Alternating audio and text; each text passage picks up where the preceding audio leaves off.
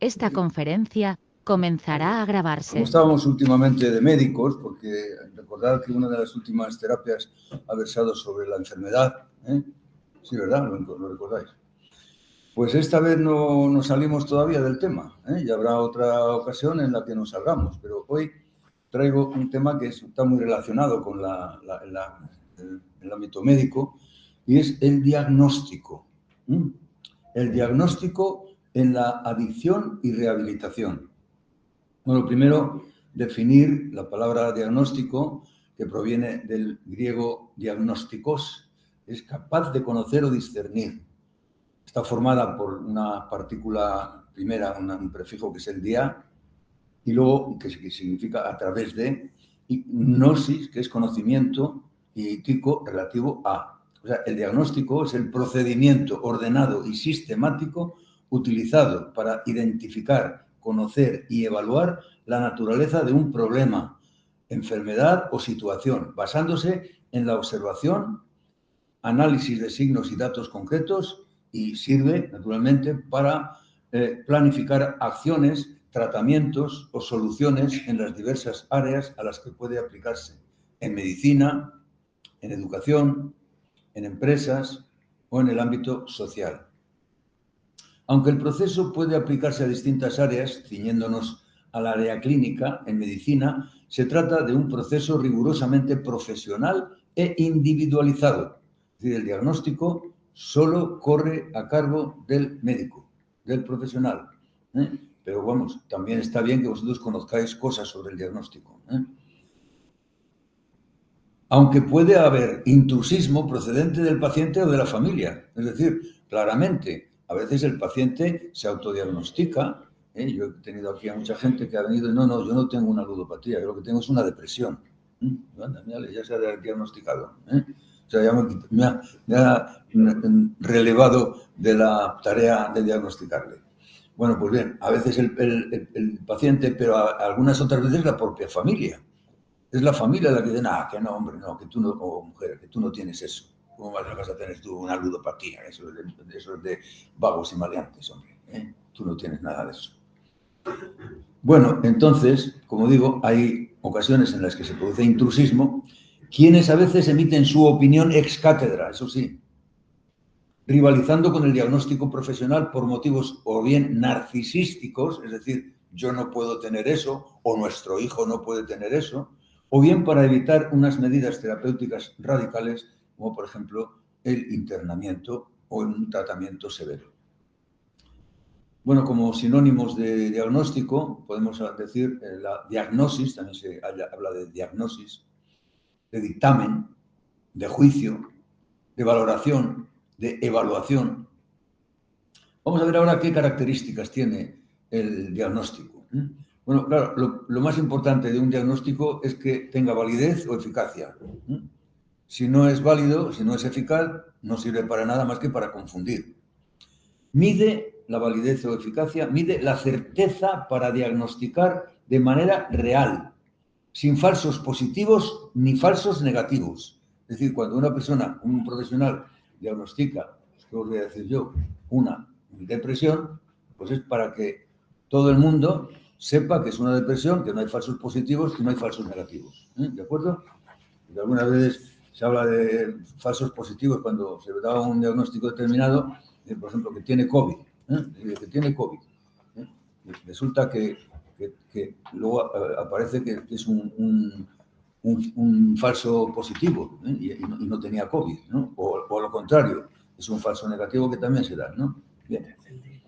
Es decir, que eso es la validez o eficacia. A ese respecto, digamos que la sensibilidad es la proporción de positivos reales detectados y la especificidad la proporción de negativos reales detectados también. Y a ese respecto se requiere un mínimo de un 80% para certificar la validez de la prueba, ya que el 100%, que es lo que llamamos el estándar de oro, solo se obtiene en los diagnósticos moleculares, que son de una alta precisión. ¿De acuerdo? El caso más sencillo es el de una prueba dicotómica. ¿Qué es una prueba dicotómica? Pues la que oscila entre el sí y el no, entre el positivo o negativo. Por ejemplo, el embarazo. O hay embarazo o no hay embarazo. El COVID, que decíamos antes, o hay COVID o no hay COVID. En el caso del diagnóstico médico se clasifica a cada paciente como sano o enfermo. También es otra opción. El paciente es sano o el paciente es enfermo. En función del resultado de la prueba, de que la prueba sea positivo o negativo. Bien.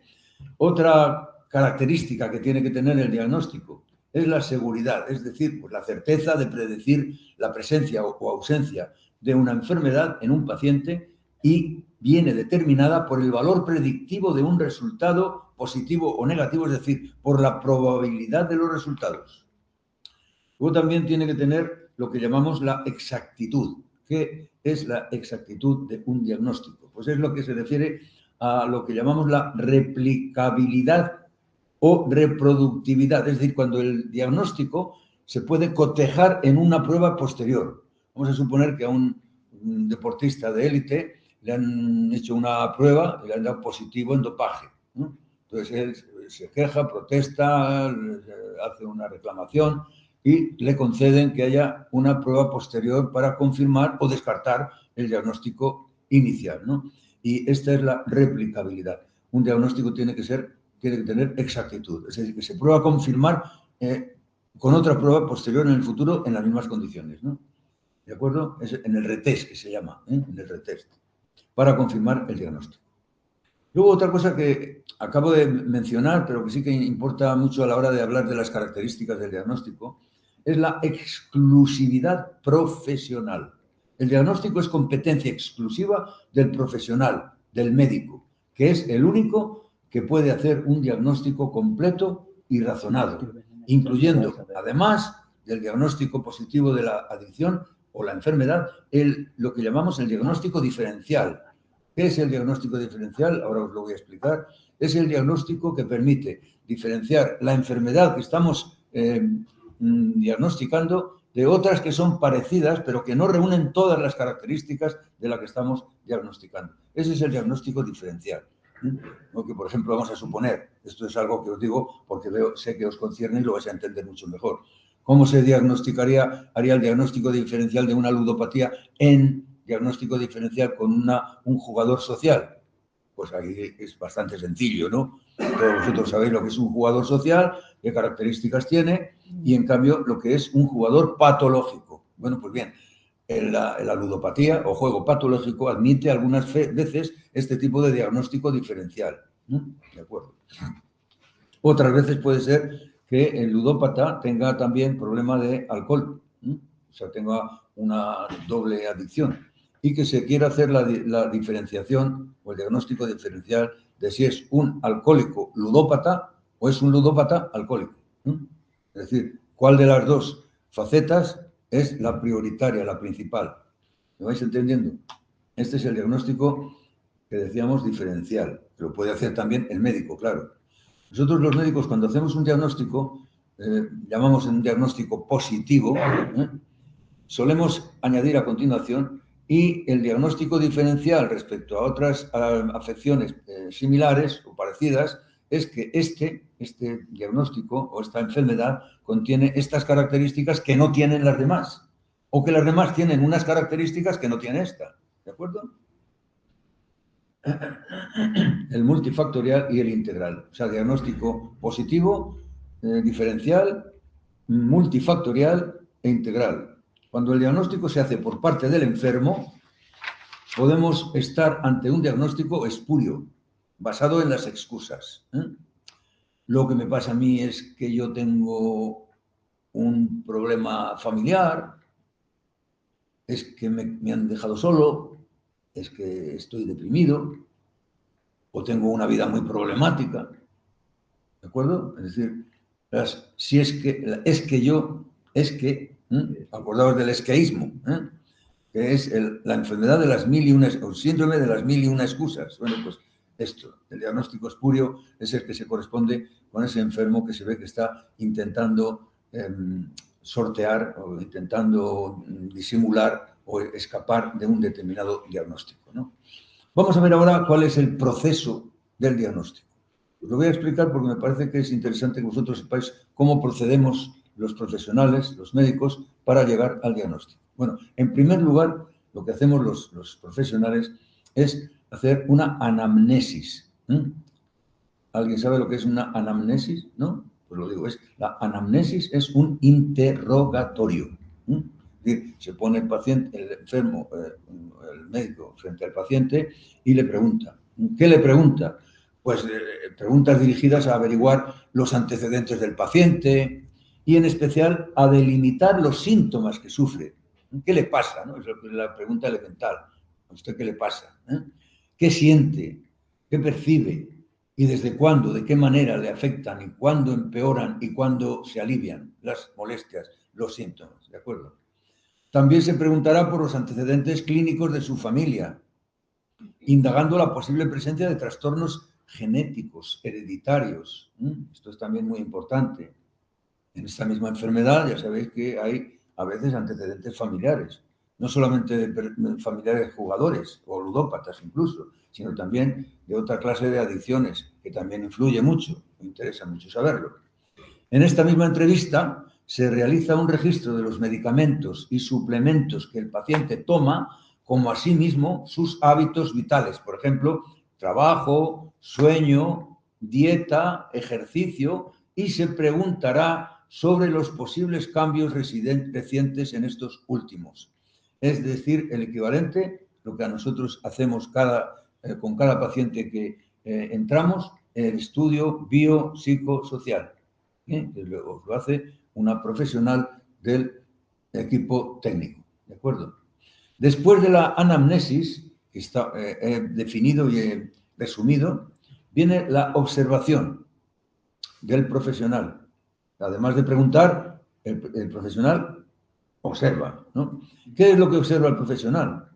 Pues si tiene el enfermo signos que abundan en el diagnóstico, como por ejemplo telangiectasias. Las telangiectasias son las típicas arañas vasculares de la cara, que permiten intuir que el paciente tiene un problema de alcohol, porque el alcohol dilata las venillas y capilares de la cara y produce una especie de enrojecimiento. Aquí teníamos a un paciente que era de juego, vino por juego aquí, pero luego resulta que pobrecillo porque ya ha fallecido, ha estado en la asociación, y cuando estuve en la asociación, yo le dije, por cierto, me le llevó a la consulta, a mi consulta privada, su jefe, el jefe de su empresa. Curiosamente, ¿verdad? Esto no suele suceder. El jefe muchas veces se quita el problema del medio echando a la calle al paciente. Este no. Este le llevó, el propio jefe me le llevó a mi consulta privada. Y este paciente, este hombre, como decía, pues tenía esta característica de tener la cara muy, muy colorada, ¿no? Entonces él, que era un hombre muy optimista, pues se miraba al espejo y decía, ¡jo! ¡Qué salud tengo! Estoy sano como una manzana de esas coloradas. Siempre lo decía el pobre. Le digo pobre porque falleció hace unos meses. Luego tenemos también en la cara, eso en la cara, pero luego también tenemos el fetor alcoholicus. ¿Sabéis lo que es el fetor alcoholicus? El hedor, alcohol. Bueno, mejor dicho, no es solo de alcohol, porque el alcohólico suele tener una excreción del alcohol a través de la piel también y del sudor. Entonces se prepara un cóctel ahí de olores que es difícil a veces de soportar, ¿no? El temblor también, el subicterismo conjuntival. ¿Sabéis lo que es el subicterismo conjuntival? Pues es el tener las conjuntivas amarillentas, icterismo conjuntival. Y luego también la acrocianosis, es decir, los dedos amoratados por insuficiencia circulatoria periférica, parecido a lo que antiguamente tenía mucha gente, sobre todo instalada en la pobreza, eran los típicos sabañones. Y luego también los dedos y los dientes amarillentos en el tabaquismo. Como veis, estos son datos que el médico puede observar directamente en el enfermo, ¿no? ¿De acuerdo? Y luego tenemos, aparte de la anamnesis y de la observación, tenemos las pruebas complementarias. Las pruebas complementarias son los exámenes de laboratorio, por ejemplo, un análisis rutinario de sangre y orina, las pruebas de diagnóstico por imagen, las radiografías, la resonancia magnética, el ultrasonido, etcétera. También, ¿por qué no decirlo? Nuestras pruebas, las pruebas de salud mental, nuestra batería de test y cuestionarios. Y en último extremo, también otro medio de análisis o de prueba complementaria, la biopsia. Es decir, cuando una persona tiene un bulto, tiene un tumor o una cosa rara, se le recoge una pequeña parte mediante una muy tenue incisión y se manda a anatomía patológica para que le hagan el estudio del tejido biopsiado. Bien, ahora un poquito de historia. Me gusta siempre dar un poquito de historia. Según el historiador Laín Entralgo, la actividad terapéutica, aun rudimentaria, de los pueblos primitivos precedió a la era diagnóstica, por lo que puede decirse que en esta primera etapa los sanadores actuaban por intuición u ojo clínico. Entonces, en toda esta etapa no había diagnóstico. Es un poco lo que hacemos actualmente, lo que hacemos muchos actualmente, que a veces, pues, no, de tanta experiencia que tenemos, pues decimos, no, yo ya he visto al paciente, ya sé lo que tiene y le diagnostico porque me consta, ¿no? Pero bueno, entonces los sanadores primitivos no tenían tampoco diagnóstico, ni pruebas tampoco. Bien, en segundo lugar, los registros más antiguos se atribuyen a Imhotep, quien describió casos clínicos en el papiro de Edwin Smith en los años 2630 a 2611 antes de Cristo. Es decir, una barbaridad de años, de siglos, también, antes de Cristo, mostrando un enfoque racional y empírico para el diagnóstico de traumatismos. En este papiro se recogen los síntomas de los traumatismos, ¿no? Pero más aún, en la antigua Babilonia, entre los años 1067 a 1046, antes de Cristo también, Esagil King Apli escribió el manual de diagnóstico, no os lo perdáis. Es decir, antes de Cristo ya apareció un manual de diagnóstico por parte de este árabe. Y también, como no, en la antigua Grecia, en el siglo V antes de Cristo también, Hipócrates, considerado el padre de la medicina occidental, fue el primer médico en basar el diagnóstico en la observación minuciosa del paciente, el estudio del cuerpo humano y la creencia de que las enfermedades tenían causas naturales, no divinas como se creía hasta entonces. Es decir, hasta Hipócrates, antiguamente se pensaba que las enfermedades las mandaban los dioses, por ejemplo, en castigo por sus malos comportamientos, sus malos hábitos o lo que sea, ¿no? Hipócrates fue el que estableció como criterio diagnóstico el que las enfermedades venían de la naturaleza y no de la divinidad, ¿no? Los primeros médicos pasaron de la simple observación a intentar conocer el interior del cuerpo, para lo cual tenían que hacer la disección mediante la historia clínica y la evaluación sistemática. Y luego ya, finalmente, en la era moderna, el diagnóstico evolucionó desde los métodos tradicionales, que ya he comentado, hasta incluir herramientas como la percusión, la auscultación con el estetoscopio inventado por Laennec, el método este del estetoscopio o este aparato que nosotros tenemos, el fonendoscopio. Y finalmente las pruebas paraclínicas modernas, las imágenes, el análisis de laboratorio, etcétera, ¿no? Bueno, ahora vamos a ver un poco los tipos de diagnóstico que se pueden distinguir, ¿no? En primer lugar, según el proceso. Según el proceso, puede hablarse, en primer lugar, del diagnóstico precoz. ¿Qué es el diagnóstico precoz? Pues el que se establece con plena certeza en las primeras fases de la enfermedad, sin esperar a que la enfermedad vaya a mayores. Eso tiene validez en cualquier tipo de enfermedad. Es decir, no es lo mismo detectar una ludopatía en sus comienzos que detectar una ludopatía cuando ya ha arruinado a todo el mundo de la casa, de los parientes más cercanos, ¿no? Por lo tanto, el diagnóstico precoz es, como decimos aquí, el preferible, porque facilita también el tratamiento precoz. El tratamiento precoz es nuestra máxima aspiración como médicos, porque un tratamiento precoz evita que la enfermedad vaya evolucionando, que siempre es peor que si se la coge en las primeras etapas, ¿no? Luego tenemos también, aparte del diagnóstico precoz, el diagnóstico de presunción, que es aquel que el profesional considera probable como hipótesis basada en los datos obtenidos en la anamnesis y el examen físico, ¿no? También tenemos como contraposición el diagnóstico de certeza o definitivo, que es el diagnóstico confirmado mediante pruebas. Es decir, si por un lado la anamnesis, o sea, el interrogatorio, luego la observación y finalmente las pruebas, en este caso nuestro, serían las pruebas psíquicas, psicológicas, de salud mental, ¿no? Bien, pues tenemos por lo tanto que hacer, ya nos podemos permitir hacer un diagnóstico de certeza o definitivo, ¿de acuerdo?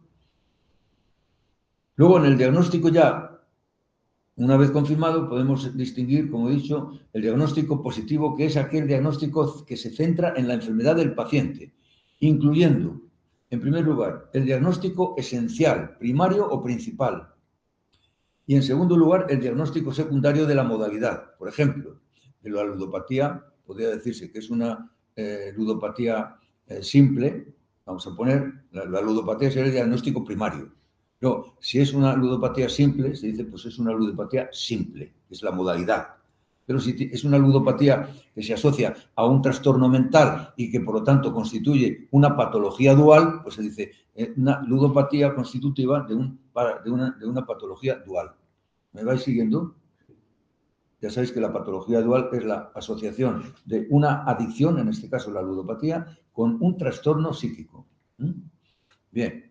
Luego tenemos también, como os acabo de mencionar, el diagnóstico diferencial, que es la identificación de una enfermedad comparando síntomas similares de otras enfermedades parecidas, pero requiriendo una especial pericia por parte del médico, que por supuesto debe, se le supone al menos, tener un conocimiento exhaustivo de las enfermedades, criterios suficientes de diferenciación y habilidades de deducción. Es decir, si tengo este síntoma y este, deduzco de esto que tiene esta enfermedad, ¿no? ¿De acuerdo? En este mismo concepto encajaría también el diagnóstico por exclusión. Algunas veces los médicos tenemos que hacer este tipo de maniobra. Es decir, mira, esta enfermedad con la que nos estamos enfrentando, no tiene esto, luego no es esto. No tiene tampoco esto otro, luego tampoco es esto otro.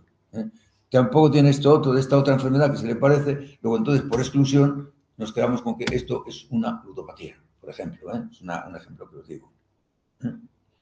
Ese es el diagnóstico por exclusión, razonando uno por uno los descartes, es decir, esta enfermedad no por esto, esta otra enfermedad no por lo otro. Y luego he dejado para el final un diagnóstico muy curioso, que es el diagnóstico ex juvantibus. ¿Habéis oído esta palabra alguna vez? No, ¿verdad? El diagnóstico ex juvantibus o coadyuvante es el diagnóstico en el que se confirma la sospecha de una enfermedad basándose, atención a esto, en la respuesta positiva del paciente a un tratamiento específico. Si los síntomas ceden, desaparecen o mejoran, la enfermedad era la que se ha inferido. ¿De acuerdo? Es decir, yo sospecho que este paciente tiene una tuberculosis, pero por más que hago con las pruebas, no me da. No me da no da la cara. Sin embargo, yo tengo la certeza, casi la intuición certera, que tiene tuberculosis. Y para cerciorarme con este diagnóstico ex juvantibus, le doy el tratamiento que se da a una tuberculosis y si se mejora o se cura, digo, tenía tuberculosis. Este es el diagnóstico ex juvantibus. No hay que abusar de este, no hay que abusar. Bueno, yo algunas veces digo que no hay que abusar, yo algunas veces lo he utilizado en algún paciente que yo veía que tenía, era la impresión que yo tenía, me lo llevó la familia porque tenía ataques como convulsivos. Y claro, le habían hecho pruebas, electroencefalogramas y demás, y no daba la cara, no daba nada. Le decían a la familia, no, mire, no tiene nada, esto todo es cosa del psiquiatra. Yo llegué al doctor Bombín, que él está más entendido, ¿no? Entonces, me le llevaban y yo decía, no, pues esto no me cuadra, porque yo le preguntaba, no había ningún problema, no tenía ningún problema, no tenía ninguna alteración familiar, en fin, era un caso de decir, bueno, ¿cómo puedo enfocar yo esto como un caso psiquiátrico? Mentalmente estaba fenomenal. Digo, no, esto tiene que ser una epilepsia. Lo diga o no el electroencefalograma. Bueno, pues bien, yo hice un diagnóstico ex juvantibus proponiéndole a este paciente un tratamiento anticonvulsivante, anticonvulsivo o antiepiléptico. Se me curó. Con lo cual, a los neurólogos les dije, mucho ojo con excluir un diagnóstico tan precipitadamente. Bien, entonces, como decía, a veces se infiere que el diagnóstico es correcto, aunque digan las pruebas otra vez lo contrario. Hay ocasiones en las que el médico debe saber más que las pruebas, o el médico debe decidir más que las pruebas, ¿no? ¿No habéis escuchado alguna vez a algún paciente que os ha dicho, no, yo me han hecho la prueba del COVID, no da nada, no da positivo, sin embargo, he ido a mi médico y me dice, no, pues tú tienes el COVID, te lo digo yo. Y al final, más adelante, se vuelve a hacer la prueba positiva. Y es que a veces las enfermedades, amigos, no dan la cara cuando uno quiere hacer el diagnóstico, sino que le da alguna vez pues, avanzada la enfermedad, ¿de acuerdo? Bien, y luego, bueno, esto nos atañe también a nosotros. Según el grado de conciencia, el diagnóstico puede ser un diagnóstico categorial, o sea, dicotómico, cualitativo, presencial, en el que la enfermedad se tiene o no se tiene. Este es el diagnóstico dicotómico. ¿Se tiene conciencia o no se tiene de la enfermedad? Y luego puede ser también el diagnóstico dimensional, que es el diagnóstico cuantitativo, que no es categorial, no es categórico. Es decir, este tiene esto, ¿no? Sino que tiene un porcentaje de esto, pero también tiene un porcentaje de otra cosa. ¿De acuerdo? Esto es lo que quiere decir dimensional, en el que la enfermedad se entiende como un proceso continuo, multidimensional, gradual y mensurable. Y algunas veces se dice esto, este paciente tiene un 80% de esta enfermedad, ¿no? De que para que tenga una visión absolutamente certera tiene que tener, claro, el 100, pero no, eso decíamos que es el diagnóstico de oro, o sea, el criterio de oro. Entonces, esta es mi posición, la del diagnóstico dimensional, multidimensional, que de paso nos ha permitido elaborar, dicho sea de paso, una escala original llamada EMIAS, que muchos de vosotros habéis tenido que cumplimentar cuando habéis venido a la asociación, que sirve para la medición del grado de insight o conciencia de enfermedad en el paciente portador de una adicción. Y es que, claro, según sea el resultado de esta medición, de este test mío, de diagnóstico del grado de conciencia, será también el grado de insight. Por ejemplo, vamos a suponer, para que tenga insight positivo, tiene que tener un 60% por lo menos de insight. Si tiene menos, tiene un insight insuficiente. Y eso influye mucho también en el pronóstico, porque un insight muy bueno se corresponde con un pronóstico positivo, benigno. Bueno, luego, según el área del diagnóstico, pues el diagnóstico puede ser médico, escolar, académico, es decir, el profesor, aunque algunas veces mete la pata, pero puede hacer un diagnóstico de que este alumno es brillante, este alumno puede estudiar lo que quiera, este alumno tiene torpezas o tiene tal o tiene cual. Algunas veces se equivoca, efectivamente, como los médicos nos podemos equivocar. Luego también está el diagnóstico empresarial, diagnóstico que hace un empresario de sus empleados. Dice, bueno, este me va a dar muy buen resultado, pues es un chico fuerte, valiente, sincero, no protesta por nada, este tío me vale, ¿no? Y ese es un diagnóstico también de la valía de un empleado a cargo de un empresario. Y luego también está el diagnóstico deportivo. Es decir, cuando un futbolista es fichado por un equipo, inmediatamente pasa a hacer un reconocimiento. Y en el reconocimiento le hacen un diagnóstico.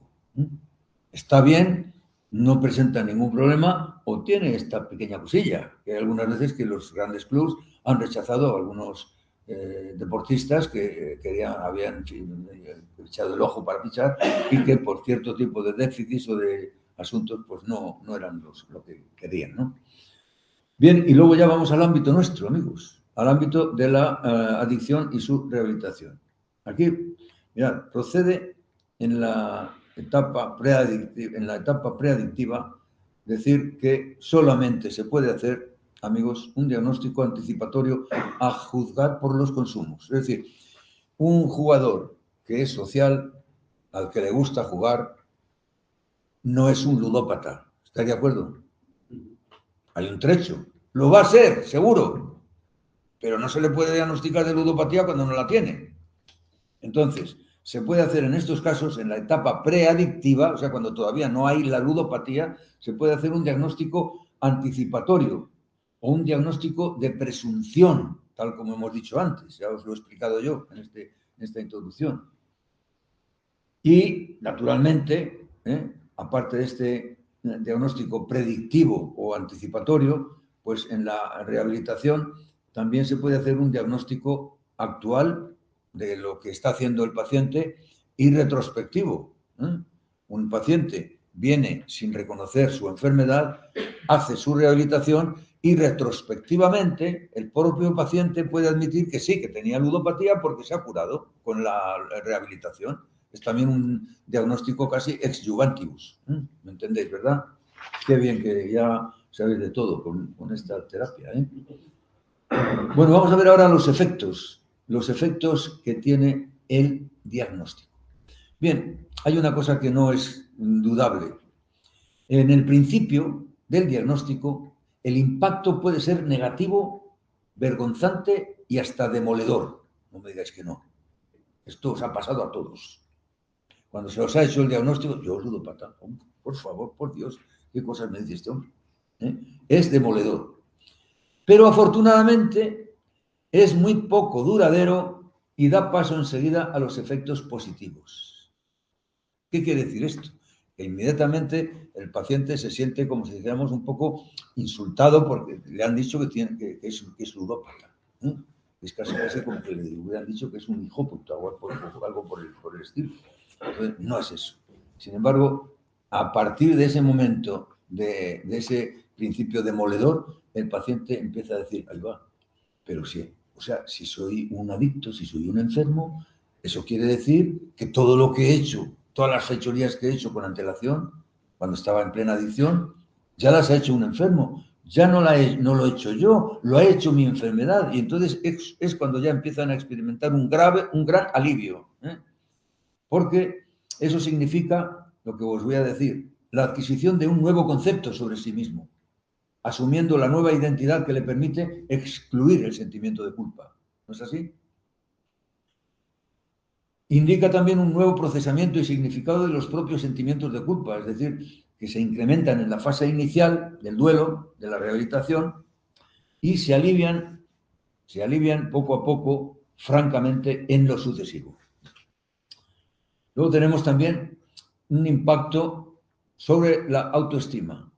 El hundimiento inicial se contrasta con el florecimiento ulterior. Es decir, inicialmente cuando se os diagnostica, vuestra autoestima cae a pico. Sin embargo, enseguida se repone la autoestima y uno empieza a pensar, pues oye, pues qué bien si yo puedo explicar mis fechorías del pasado con un diagnóstico como este de enfermedad. ¿No es así? Es decir, va experimentando el paciente de esa fase demoledora del principio, va experimentando un sentimiento de subida de la autoestima, una liberación de su corsé psicológico previo y toma conciencia sobre la necesidad de ayuda exterior y tratamiento. Hasta entonces, hasta que no se le haya diagnosticado, el paciente venía con la cara de que le iban a tomar por un sinvergüenza, por un derrochador, por un bicho raro, etcétera, etcétera, por un degenerado. Y sin embargo, ahora, con este diagnóstico, se libera de ese corsé psicológico previo, toma conciencia sobre la necesidad de ayuda exterior y pide tratamiento. ¿No es así? Y luego también el efecto del diagnóstico es el de una predisposición para emprender cambios de conducta adaptativos y responsables de cara al futuro. Todos lo habéis hecho. Es decir, una conducta en consecuencia con el sentimiento de haber tenido o de tener ese diagnóstico, ¿no? Predisposición para emprender cambios de conducta. Todos vosotros habéis emprendido cambios de conducta a raíz del diagnóstico, claro, de cara al futuro. Y luego también, como efecto del diagnóstico, tenemos la aceptación del compromiso de tratamiento y, en su caso, de rehabilitación. Todos vosotros lo habéis hecho. Un compromiso, o bien firmado, o bien verbal, para poner por delante vuestra rehabilitación a todo lo demás, anteponiéndolo a todo lo demás, ¿no? Y luego otro efecto que tiene el diagnóstico es la presentación de una constancia, la constatación de una constancia y adherencia al tratamiento. Es decir, en virtud de ese diagnóstico, vosotros os adherís al tratamiento. Ya no le rehuís, sino que os adherís al tratamiento, os pegáis al tratamiento. Y eso sea también metafóricamente. Y lógicamente, otro efecto que tiene el diagnóstico, pues que gracias a él, pues evitáis riesgos de cara a la prevención de una recaída. Sois más conscientes de que estáis embarcados en una tarea que es la rehabilitación, en la que fundamentalmente os tenéis que preocupar de evitar riesgos para evitar la recaída. Luego, simplemente hablar de unos factores influyentes que pueden ser naturales y terapéuticos. Los naturales, bueno, pues mirad, como factores naturales tenemos la gravedad y la antigüedad de la enfermedad, es decir, a mayor gravedad y antigüedad, mayor evidencia subjetiva de su presencia para el enfermo. Es decir, cuanto mayor tiempo llevéis de estar siendo unos jugadores empedernidos, antes llegaréis subjetivamente a aceptar el diagnóstico que se os da de ludopatía, ¿no? Luego también depende, fijaos bien, el diagnóstico depende del estatus social y prestigio público, porque a mayor nivel o relevancia del paciente, mayor dificultad para el reconocimiento de la enfermedad. Hay pacientes de alto standing, ¿verdad?, que no se quieren reconocer la adicción ni a tiros, ¿no? Luego también depende el diagnóstico del soporte, apoyo y presión familiar, que se suele reforzar positivamente la toma de conciencia. Es decir, vosotros os habéis resistido a la familia, ¿no? Pero la familia no ceja, no abandona, no tira la toalla y sigue insistiendo. Tú tienes una enfermedad, tienes que pedir ayuda. Pues este soporte y apoyo familiar y esta presión familiar es también un factor que beneficia en el diagnóstico y en la evolución futura del tratamiento. Luego también depende, como no, del estado de ánimo, porque la euforia tiende a pasar y la depresión se adhiere más. Depende también de la inteligencia y capacidad para la introspección y el análisis de la propia persona y su vida. Es decir, cuanto más tenga inteligencia y más capacidad de introspección tenga la persona, mejor conectará con el diagnóstico médico y admitirá su enfermedad, ¿no? Luego también del grado de formación y cultura de información acerca de su dolencia. También la ganancia o utilidad de poder etiquetarse, es decir, el insight espurio, que se llama. Yo necesito poder justificarme ante mi empresa de que yo he robado esto porque tengo una enfermedad, ¿no? Y entonces este insight espurio tiene una utilidad, ¿no? La ganancia que se experimenta con el diagnóstico, ¿no? Y finalmente, pues también influye positivamente en el diagnóstico la experiencia de fracasos previos respecto a posturas de cerrazón al diagnóstico. Hay personas aquí mismo presentes que no han admitido el diagnóstico ni a la primera, ni a la segunda, ni siquiera a la tercera. Y ha tenido que ser a la enésima, cuando ya han tenido que admitir la existencia, la presencia del diagnóstico de ludopatía sin ningún lugar a dudas, ¿no? Y luego también voy a comentar, porque también tienen mucha importancia en el diagnóstico, los factores terapéuticos. Hemos visto los factores naturales, ahora los factores terapéuticos. Primero, el ingreso en una asociación, aunque haya sido forzado o con un móvil espurio, como hemos dicho, influye positivamente en el diagnóstico. Muchos de vosotros no habéis admitido el diagnóstico hasta que no habéis entrado aquí. O sea, en ingreso o entrada en una asociación. En segundo lugar, la entrevista de acogida con ofrecimiento de testimonio del receptor para propiciar la identificación entre iguales. ¿Verdad que sí que os ha servido? ¿Cómo no? Y mucho. Y por eso es tan importante que vosotros deis siempre un testimonio cuando hacéis una acogida de bienvenida. Luego, también el trato con el grupo, ¿no? Con resultado de refuerzo de la identidad como adicto. Es decir, toda persona que no se siente adicto, cuando entra en el grupo y el grupo le arropa y el grupo le integra y el grupo le informa, pues entonces, evidentemente, el trato con el grupo facilita la identificación. También, como no, el contrato terapéutico, el compromiso e integración en el grupo. El grado de integración en el grupo también influye en ese sentido. La conciencia de nosotros. Cuando un paciente llega, le cambia al poco tiempo, al muy poco tiempo, le cambia la conciencia que tiene del yo, se la cambia por una conciencia del nosotros. Ya empieza a pensar en plural. Hasta entonces él es él solo frente a una multitud. A partir de cierto momento ya él se siente integrado en el grupo y ya no piensa en yo, piensa en nosotros, ¿de acuerdo? También, cómo no, el estudio biopsicosocial con propuestas de reflexión sobre prejuicios y realidades. Y luego, cómo no, también la psicoterapia individual con orientación psicoeducativa, cognitivo-conductual hacia el refuerzo del diagnóstico y, cómo no, amigos, cómo no, la terapia de grupo, que tiene también unos efectos pedagógicos, es decir, que enseña, además de terapéuticos. ¿De acuerdo? Y finalmente, si se precisa, para la reducción de daños colaterales, el tratamiento farmacológico. Cuando hablo de daños colaterales, hablo de un estado depresivo, hablo de un estado de ansiedad, hablo de un estado de irritabilidad, de agresividad, de mal humor, etcétera, etcétera, ¿no? Cuando eso no se arregla de una manera suficiente con la terapia individual y de grupo, pues para eso tenemos también un refuerzo, una posibilidad de un apoyo farmacológico, ¿no? Si con el tratamiento farmacológico se le quita la depresión, se le quita el mal humor, se le quita el cuadro de irritabilidad, pues el paciente puede aceptar con mucha mayor facilidad el diagnóstico que se le está ofreciendo. ¿De acuerdo? Esto es lo que os tenía que decir en mi introducción al diagnóstico de las enfermedades. Y ahora ya sois vosotros los que tenéis que reflexionar con vuestra experiencia práctica en marcha, ¿no? Esta es la teoría del diagnóstico, como si dijéramos, y ahora sois vosotros los que tenéis que actuar para llenar de carne biográfica este esqueleto que os acabo de presentar. ¿De acuerdo? Ya hay palabras, por lo que veo, ¿no?